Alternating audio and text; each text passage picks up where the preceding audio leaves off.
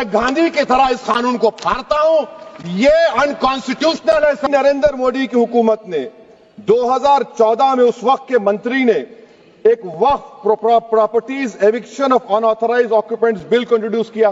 कल कलेक्टर या district officer बोलेगा कि भाई साहब ये गवर्नमेंट प्रॉपर्टी है, स्टिकर लगा दिया जाएगा, मस्जिद बंद गवर्नमेंट प्रॉपर्टी हो गई। ये बिल का मकसद सिर्फ मुसलमानों को जलील और रुस्वा करना है, मुसलमानों को दूसरे दर्जे का शहरी बनाने का इनका मकसद है। फेथ फ्रॉम अफ्रीका के कानून को महात्मा गांधी ने कहा था कि ये मेरा कॉन्शियंस इसको मानता नहीं है, मैं इस कानून को कबूल नहीं करता हूं। वक्फ तरमीमी बिल की मुखालिफत में खड़ा हुआ हूं। किसी एक शायर ने बड़ा अच्छा कहा था, जब भी ज़मीर और ज़र्फ का सौदा हो दोस्तों, जब भी ज़मीर और ज़र्फ का सौदा हो दोस्तों, कायम रहो हुसैन के इनकार की तरह। सर, ये वक्फ तरमीमी बिल भारत के गयूर मुसलमानों के ईमान पर, इबादत पर एक हमला है। नरेंद्र मोदी की हुकूमत ने इस मुल्क की सबसे बड़ी अक़लियत के खिलाफ एक ऐलान जंग कर दिया, और ये जंग ना सिर्फ मेरे जिस्म पर है, बल्कि मेरी आज़ादी पर, मेरी समाजी और माशी मार्जिनलाइजेशन पर है, मेरी शहरियत पर है, मेरे मदरसे, मस्जिदों, खानखाहों को और दरगाहों को निशाना बनाया जा रहा है। और ये हुकूमत सच्चाई को नहीं बयान कर रही है कि ये तरमीमी बिल से मुसलमानों का तहफ़्फ़ुज़, तरक्की और गुर्बत का खात्मा होगा। ये सरासर झूठ है। सर, अगर आप आइन के आर्टिकल 14 को देखेंगे तो उसमें लिखा हुआ है इक्वल प्रोटेक्शन। अब आप देख लीजिए सर कि हिंदू, सिख और जैन को और बौद्ध को उनके एंडोमेंट में तहफ़्फ़ुज़ मिलेगा, क्योंकि उनका एंडोमेंट बाय यूजर बरकरार है और उनका एडमिनिस्ट्रेशन उनके हाथ में होगा। कि गैर हिंदू या गैर उनके मजहब का आदमी दान भी दे सकता है उनके लिए, और एंडोमेंट बोर्ड का तहफ़्फ़ुज़ भी मिलेगा, क्योंकि उसके ऊपर ओवरराइडिंग क्लॉज अप्लाई नहीं होगा, लिमिटेशन का कानून उस पर अप्लाई नहीं होगा। उसके बरक्स ऑपोजिट आप देख लीजिए, मुस्लिम वक्फ को वक्फ बाय यूजर निकाल दिया गया। एक मुस्लिम वक्फ की जायदाद पर कब्जा होगा, लिमिटेशन लगेगा तो जो एनक्रोचर है, जो खाबिज है, वो रातों रात मालिक बन जाएगा और एक गैर मुस्लिम वक्फ बोर्ड को एडमिनिस्टर करेगा। ये आर्टिकल 14 के इक्वल प्रोटेक्शन का वायलेशन। अब आर्टिकल 14 में सर इक्वालिटी बिफोर लॉ भी है, और उसका कैसा वायलेशन हो रहा है कि कोई आर्बिट्ररी स्टेप नहीं ले सकता और कोई भी ऑफिशियल किसी भी तरीके से गलत आर्बिट्ररी फैसला नहीं लगा। यहां पर आप एक डेजिग्नेटेड ऑफिसर को रखकर वो फैसला लेगा कि ये जायदाद वक्फ की है, गवर्नमेंट की है।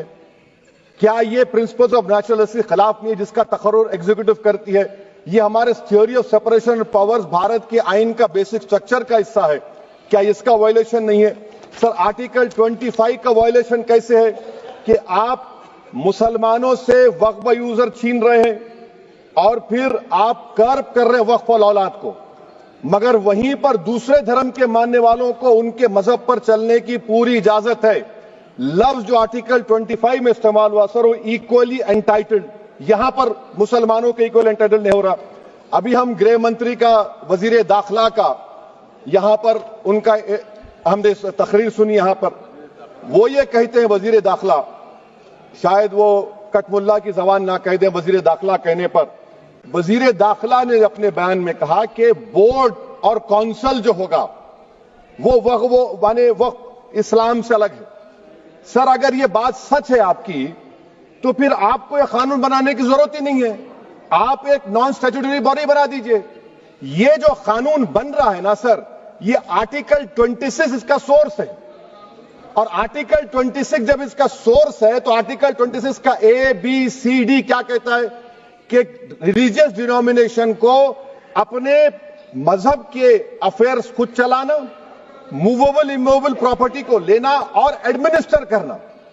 जब हिंदू धर्म को, बौद्ध धर्म को, सिखों को यह राइट दिया गया है, तो आप कैसे मुसलमानों से छीन रहे हैं? तो ये आर्टिकल 26 का ग्रेव वायलेशन है। तो सर, अब वक्फ बाय यूजर का मामला देखिए, मिनिस्टर साहब ने कहा कि एंक्रोचमेंट हो रहा है, 17,000 एंक्रोचमेंट हुए हैं। तो यही नरेंद्र मोदी की हुकूमत ने 2014 में उस वक्त के मंत्री ने एक Waqf properties eviction of unauthorised occupants bill को इंट्रोड्यूस किया। आपने विड्रॉ कर लिया 2024 में उसको। क्यों विड्रॉ किया सर आपने? जब आप मान रहे थे कि एंक्रोचमेंट हो रहा है तो आपने बिल को विड्रॉ कर लिया। अच्छा सर, अब वक्फ बाय यूजर को आपने निकाल दिया, माने कंडीशन क्या लगाए कि अगर उसमें डिस्प्यूट होगा और गवर्नमेंट प्रॉपर्टी होगी। सर डिस्प्यूट तो है, मिसाल के तौर पर मोहिबुल्लाह साहब जिस मस्जिद के इमाम है, पार्लियामेंट के सामने मस्जिद है सर, 123 प्रॉपर्टीज में मस्जिद है, डिस्प्यूट चल रहा है। कल कलेक्टर या डिस्ट्रिक्ट ऑफिसर बोलेगा कि भाई साहब ये गवर्नमेंट प्रॉपर्टी है, स्टिकर लगा दिया जाएगा, मस्जिद बंद, गवर्नमेंट प्रॉपर्टी हो गई, होगी ना सर। अब ये बताइए, आप जब से यहां पर पूरे बीजेपी रूलिंग पार्टी हमको ज्ञान दे रहे हैं कुछ नहीं होगा, कुछ नहीं होगा, मैं दलील के साथ बता रहा हूं आपको। ये मस्जिद दिल्ली गवर्नमेंट बोलती हमारी है, वक्फ दिल्ली वक्फ बोलता हमारी है, तो सर वक्फ बाय यूजर, अगर मैं अपनी गवर्नमेंट के खिलाफ वक्फ बोर्ड वक्फ बाय यूजर इस्तेमाल नहीं करेगा तो क्या है सर। अच्छा, ये अमेंडमेंट जब हो जाएगा तो मुझे कहने दीजिए सर, सिर्फ प्राचीन मंदिरों की इबादत होगी, मस्जिदों की नहीं होगी। अब सर आप आ जाइए, अगर डिस्प्यूट मेरा एंशिएंट मॉन्यूमेंट से वक्फ का, एक मिसाल दे रहा हूं, दिल्ली में 172 वक्फ प्रॉपर्टीज एएसआई कंट्रोल में है, मैं तो हार ही गया वो, क्योंकि मेरे पास डॉक्यूमेंट नहीं है। आप कह रहे हैं कि डॉक्यूमेंट चढ़ाओ, अगर मेरा गवर्नमेंट से डिस्प्यूट चल रहा है मैं तो क्लेम ही नहीं कर सकता, क्योंकि आप जज बनेंगे, आप ही फैसला करेंगे, और जब तक आप फैसला नहीं करते वो वक्फ की प्रॉपर्टी नहीं होगी, वो प्रोविजन डाल दिया आपने।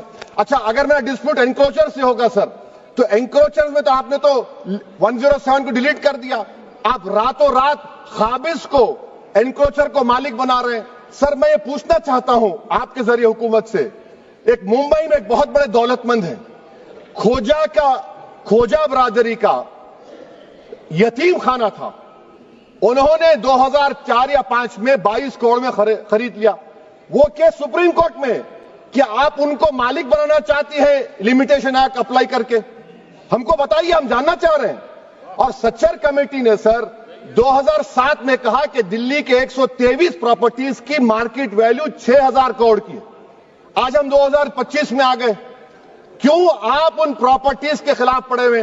1976 में उस वक्त के वजीर आजम इंदिरा गांधी लेटर लिखा, इसको आप दे दीजिए, मगर आप उसको मानने को तैयार नहीं है। तो सर और एक जो झूठ फैलाया जा रहा है, management empowerment efficient development, sir this bill takes any management from the hands of Muslims, disempowers the waqf in comparison to any other stakeholder, takes away the efficiency of administration and hampers development. Waqf disempowerment in the name of efficiency, inefficiency is being created. The progress of development from pre-independence till today is sought to be destroyed. Sir अभी हमारे home minister साहब ने फजल पुकाया case का जिक्र किया। Sir मैं आपसे गुजारिश करूंगा कि होम मिनिस्टर जरा अच्छे लोगों को रखकर इंफॉर्मेशन ले, फजल पुकाया का ऑबिटर क्या है? इट इज ऑबिटर, वो रेशो डेसिडेंडाई नहीं है जो आपने कहा है। अच्छा सर, शेड्यूल ट्राइब के बारे में कहा, क्या शेड्यूल ट्राइब में मुसलमान नहीं होते? शेड्यूल कास्ट में नहीं होता मुसलमान, शेड्यूल ट्राइब में मुसलमान होता। तो क्या आर्टिकल 25 मेरा चला गया, आर्टिकल 26 चला गया, आर्टिकल 14 चला गया, 15 चला गया, 29 चला गया? लक्षद्वीप का एक मुसलमान एमपी है, क्या उसको राइट नहीं है क्योंकि ट्राइबल है? क्या कह रहे हैं आप? इस ऐवान को क्यों गुमराह कर रहे हैं आप शेड्यूल ट्राइब के नाम पर? सर और एक चीज जो आपको बता रहा हूं सर, अब आप जब आर्टिकल 26 से मेरा सोर्स है, तो आप सेंट्रल वक्फ काउंसिल में 22 में से 11 आप नॉन मुस्लिम को बना सकते हैं, रिलीजन न्यूट्रल आपने कह दिया, और आप बनाएंगे, क्यों बनाएंगे आप? स्टेट वक्फ बोर्ड में 7 नॉन मुस्लिम होंगे और 4 मुसलमान, क्यों होंगे? क्योंकि आप लॉ में 95 में डायरेक्ट मैनेजमेंट में ले सकते हैं 5 साल के लिए। आप वक्फ बाय यूजर को आप कलेक्टर डिस्ट्रिक्ट ऑफिसर बोलेगा ये वक्फ की प्रॉपर्टी नहीं है, तो वो वक्फ बोर्ड खामोश बैठ जाएगा, कुछ एक्शन ही नहीं लेगा, क्योंकि वो आपके प्यादे हैं। अच्छा, जब आप नॉमिनेट करेंगे सर मैं मोदी गवर्नमेंट के खिलाफ नो कॉन्फिडेंस ला सकता हूं, मगर वक्फ बोर्ड का चेयरमैन जो नॉमिनेट होगा उसके खिलाफ नो कॉन्फिडेंस नहीं ला सकते, हम बिल्कुल नहीं ला सकते। क्या मजाक है बताइए आप? ये डेमोक्रेसी है? नॉमिनेट भी स्टेट गवर्नमेंट करेगी, वो अगर डिक्टेटर बन जाएगा जैसा आज भारत में हो रहा है तो वो भी नहीं हटेगा। कम से कम यहां पर तो इलेक्शन है, वहां पर तो आप 5 साल झेलते रहो उसको। अच्छा सर, अब ये जो क्लॉज 11 और क्लॉज 9 आप 16AA से देखिए, where the qualification of the members of the board has been limited only to 3 categories. contained in 14(1)(c). Intention is very clear that the majority is to be packed with non-Muslims. So who will defend my interests, sir? If I cannot depend on the State Waqf Board, Central Waqf Council, which are going to comprise non-Muslims, this in itself is a clear violation of Article 26, 14 and 15, sir. अच्छा sir, CO पहले 95 act में था कि word मुस्लिम, आपने गायब कर दिया उसको। अरे आखिर क्यों इतनी नफरत है आपके लफ्ज मुसलमान से? अच्छा फिर क्या कह रहे हैं आप कि ये भी आर्टिकल 26 का वायलेशन है। सब जितने हिंदू धर्म के प्रॉपर्टीज है, सिख धर्म के, बौद्ध के हैं और आपके जैन के, वहां पर उन्हीं के मजहब का ऑफिसर होगा। और कहां पर नहीं होगा? वक्फ बोर्ड में। Waqf board is a pure religious institution, इसको समझने की जरूरत है। तो आप ये कर दे रहे हैं सर। अच्छा सर, आप देखिए, अब आप आ जाइए ये ट्राइब्यूनल पर। मुझे समझ में नहीं आया सर कि हमारे होम मिनिस्टर वजीर दाखिला ने क्या कह दिया कि 2013 का जो कानून है वो नहीं बनता तो हम नहीं लेके आते। मैं बड़े अदब के साथ उनसे पूछना चाह रहा हूं कि क्या उस वक्त राजनाथ सिंह साहब, अडवाणी साहब, हमारी लेट सुषमा स्वराज, ये बड़े बड़े नेता यहां बैठे थे? आपने यूनानिमस उस कानून को पास करवा दिया। कीर्ति आजाद थे उस वक्त, अब यहां बैठे हैं वो टीएमसी में। तो क्या आप गलत थे या वो गलत थे? हमको बता दीजिए, आप बता दीजिए। क्योंकि अगर अडवाणी आपके लिए बहुत बड़ा नेता है, मेरे लिए नहीं हो सकते, आपके लिए आपने पद्मश्री दिया उनको। मोहतरमा सुषमा स्वराज की जबरदस्त तकारीर का मैं कायल हूं, वो बैठकर उस 2013 को यूनानिमस पास कर दिए। मुझे कंफ्यूजन है कि क्या अमित शाह, नरेंद्र मोदी बड़े हैं या अडवाणी बड़े हैं? आपके लिए आप तय कर लीजिए। अच्छा सर, आपके tribunal sir, railway Clements tribunal, NGT tribunal, income tax, वैसे 14-15 ट्राइब्यूनल, हिंदू एंडोमेंट का ट्राइब्यूनल, सबका अपील नहीं होती, रिव्यू होता है।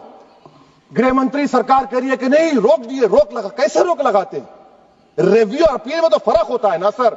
आप ही कह रहे हैं कि पूरे कोर्ट्स में बैकलॉग है और आप अपील कर रहे हैं। अच्छा सर, रिटायर्ड डिस्ट्रिक्ट जज 95 में सिटिंग डिस्ट्रिक्ट जज था, जो एडमिनिस्ट्रेटिव कंट्रोल था सीजीआई साहब, उसको निकाल दिए।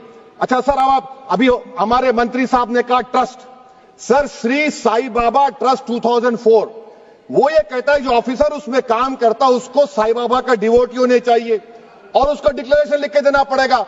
यहां पर हो रहा तो यहां पर क्यों नहीं हो रहा? अच्छा सर, आप फिर देख लीजिए, ये आपका हो गया सर। हां, अब अमित शाह साहब ने सेक्शन 2A के बारे में कहा और उन्होंने इस बात का इकरार कर लिया कि दाऊदी बोहरा के लिए यह बनाया गया है। मगर मैं आपके जरिए से गवर्नमेंट से पूछना चाह रहा हूं, आपने तो उस प्रोवाइजो में दाऊदी बोहरा का नाम ही नहीं लिखा, आपने उनको भी थैंक यू कर दिया, उनका नाम क्यों नहीं लिखा आपने? और सर, और गवर्नमेंट क्या कर रही है? आप मुस्लिम समाज में जो बेकार किस्म के लोग हैं उनको एक रास्ता बना रहे हैं, एग्जिट दिखा रहे हैं कि तुम्हें वक्त से बचना है तो तुम्हें ट्रस्ट बना लो। ये क्या कर रहे हैं सर आप? कम से कम उन दाऊदी बोहरा को आप दे देते। अच्छा sir, clause 3V section 36 clause 18 देख लीजिए।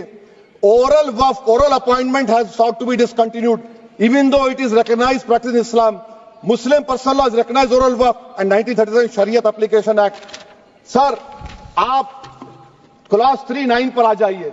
5 साल के लिए मुसलमान, मैं किरण रिजिजू से पूछना चाहता हूं, सर दाढ़ी रखे तो मुसलमान प्रैक्टिसिंग है या क्लीन शेव आपकी तरह है? तो बताइए हमको, प्रैक्टिसिंग क्या होगा? अच्छा, किसी को पकड़ के मॉब लिंच कर दिया और बोले कि JSR का नारा लगाया, और वो JSR का नारा लगाया तो क्या मुसलमान रहेगा? नहीं रहेगा। या फिर देश के प्रधानमंत्री ने कहा था कपड़े देखकर पहचानो, तो क्या कपड़े देखकर आप कह देंगे? अच्छा, अगर कोई क्रिश्चियन हिंदू धर्म कबूल करता है तो क्या वो मंदिर को दे सकता प्रॉपर्टी? फिर भारत के संविधान में आर्टिकल 300 क्यों है सर? राइट टू इक्वालिटी क्यों है? फ्रीडम ऑफ रिलीजन क्यों है? 5 साल कहां से लाएंगे? अच्छा सर, और एक चीज सर, और एक चीज मैं आपको बोल के खत्म कर दूंगा सर। इस बिल में वक्फ औलाद का सर, इसमें आप देखिए clause 432, the creation of waqf aulad shall not result in denial of inherent rights to heirs including women heirs और द वाकिफ और the right of person. Sir, ये आर्टिकल 25 का वायलेशन है, शरीयत एप्लीकेशन एक्ट 37 का वायलेशन, आर्टिकल 300A का वायलेशन है। अच्छा, हिंदू धर्म में सेल्फ एक्वायर्ड प्रॉपर्टी को एक हिंदू, अब उसके फर्ज के 2 बच्चे हैं, वो एक को अपनी पूरी दौलत दे सकता है, कोई रोक टोक नहीं है। वो कहेगा नहीं मैं घर के बच्चों को नहीं दूंगा, मोहल्ले के गरीब को दे दूंगा, वो भी कोई रोक टोक नहीं है। वहां पर आपको बच्चों की फिक्र नहीं है।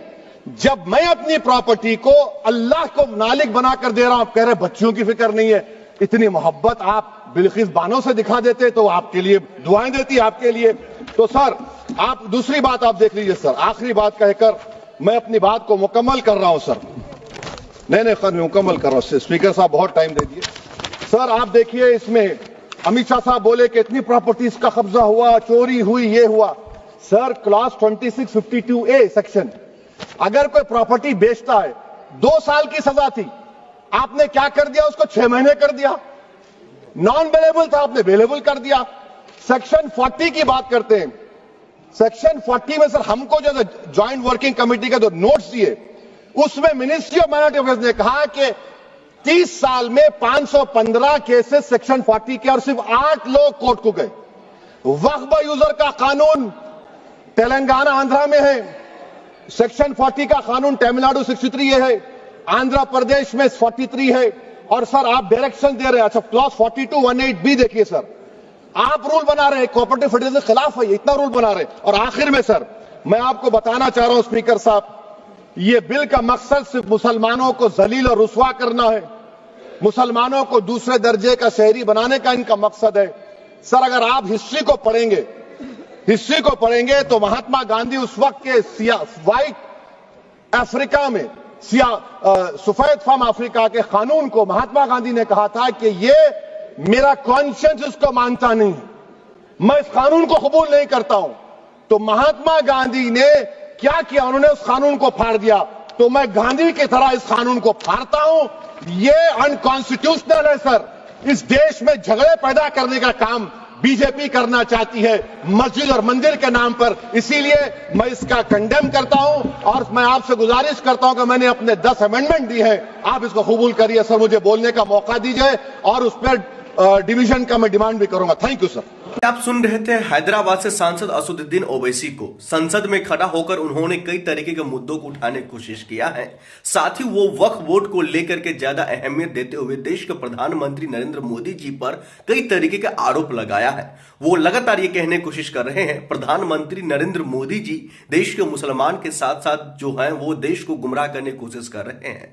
आगे उन्होंने कई तरीके की बातें कहा, वो तमाम चीज हम आपको सुनाएंगे। लेकिन लगभग ये 16 मिनट के भाषण के दौरान एक वाक्य उनका काफी चर्चित और वायरल हो रहा है, जिसमें वो ये कहते हुए दिखाई दे रहे हैं, मैं गांधीवादी तरीके से इस बिल को फाड़ रहा हूं।